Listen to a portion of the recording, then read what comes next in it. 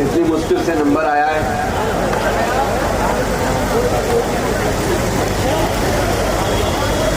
आज मेरठ की धरती पे हम 4 विधायक भी आए हैं दिल्ली से। तो जब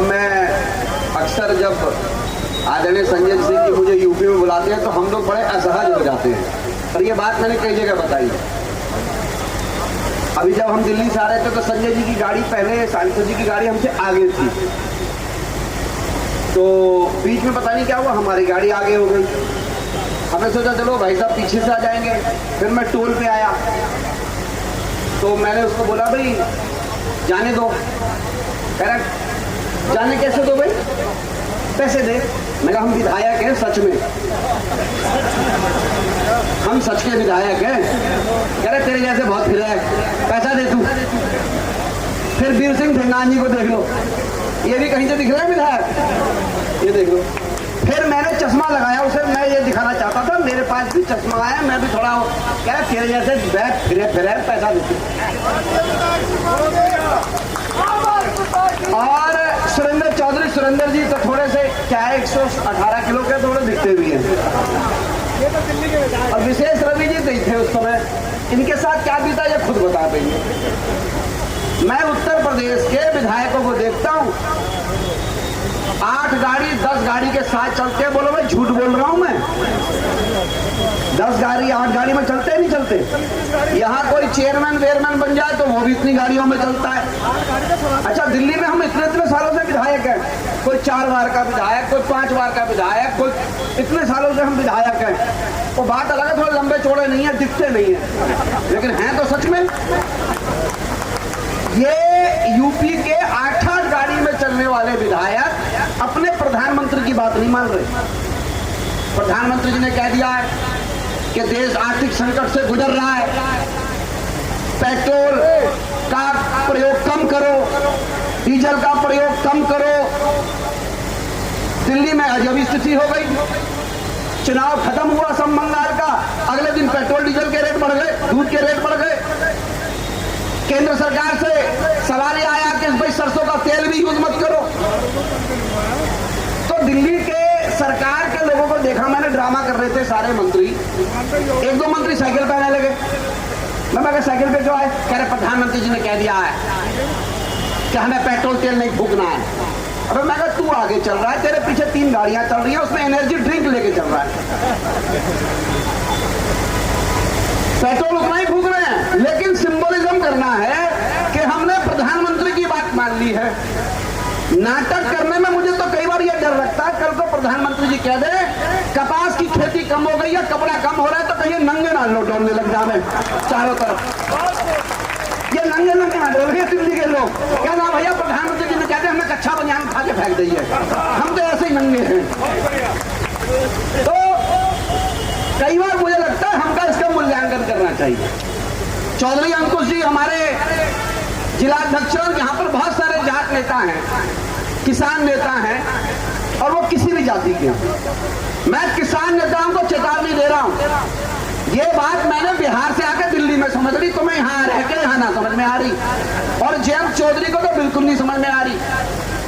भाजपा के साथ शिवसेना गई, 3 टुकड़े हो गए उसके। शरद पवार की पार्टी गई, उनके टुकड़े हो गए। यहां के किसान नेता, चौधरी नेता समझ ले, जयंत चौधरी बच नहीं पाएगा इन बीजेपी वालों से। इसे अलग करवाओ वहां से, नहीं तो किसान मूवमेंट खत्म होगा। देश के अंदर कई मामलों में आपको सवाल उठाया गया, सभी लोगों ने अपनी अपनी बात गंभीरता से कही है। उत्तर प्रदेश के अंदर मैंने धुर गरीबी सोनभद्र में देखी है। जो गरीबी का सवाल उठा रहे हैं, कह रहे सोना मत खरीदो, तो हमारे सांसद जी कह रहे हैं अबे सोना खरीदेगा कौन? देश के अंदर 80 करोड़ लोगों को तो आप 5 किलो राशन देते हो, सोने की जांच कहां होगी? तो कोंडा रेड्डी से करवाओ जो आपका सांसद है 5000 करोड़ का, उसके पास कितना सोना है बीजेपी ये बताए। नवीन जिंदल के पास कितना सोना है बीजेपी ये बताए। आपके विधायक सांसदों के पास कितना सोना है ये बताए बीजेपी। हमारे पास कौन सा सोना है? और प्रधानमंत्री जी ने कह दिया सरसों का तेल यूज मत करो। दिल्ली बीजेपी के लोग जिम कॉर्बेट रिसोर्ट में, अभी कौन सा resort, Jim Corbett wellness spa centre में प्रशिक्षण करने गए हैं दिल्ली प्रदेश के लोग। और वहां पर हमारे पर तो सरसों के तेल पर आफत है, वहां पर वर्जिन ऑयल, ऑलिव ऑयल में पूरियां और सब्जियां खा रहे हैं ये लोग, 2000 रुपए लीटर का तेल पे। मेरे भाई और बहनों, किसानों, मेरठ के दूर दराज क्षेत्रों से, जिलों से आए हुए आप सभी लोगों से कहना चाहता हूं कि देखिए, रोजी रोजगार की बात है। देश के अंदर मैं देखता हूं मेरठ के चुनाव कैसे हो रहे हैं, और हम दिल्ली में सुनते हैं आखिरी टाइम तक, 4 दिन पहले तक सब कहते हैं ना भाई इस बार वोट ना देंगे इसने, ना भैया इस बार वोट देंगे इसको, समय ने परेशान कर रखी है। 2 दिन पहले बयान आ जाता है बटोगे तो कटोगे।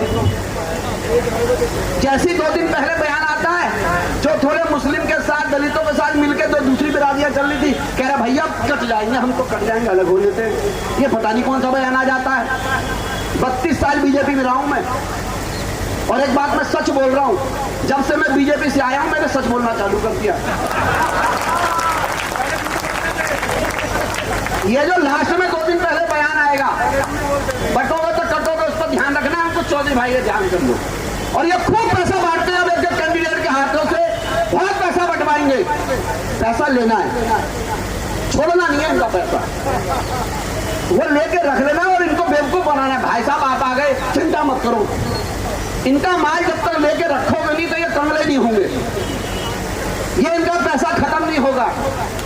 और हम सबको एकत्र होकर आगे बढ़ना है। लंबा समय हो गया, मैं बहुत बोलना चाहता था, क्योंकि देखो मैं सह प्रभारी हूँ, दिखता नहीं हूँ लेकिन हूँ, सच में हूँ यहाँ पर, इसलिए भाई मेरे को भी गंभीरता से लिया करो। हम जब आ रहे तो हमें धक्का दे रहे, पता नहीं कहाँ जाएगा।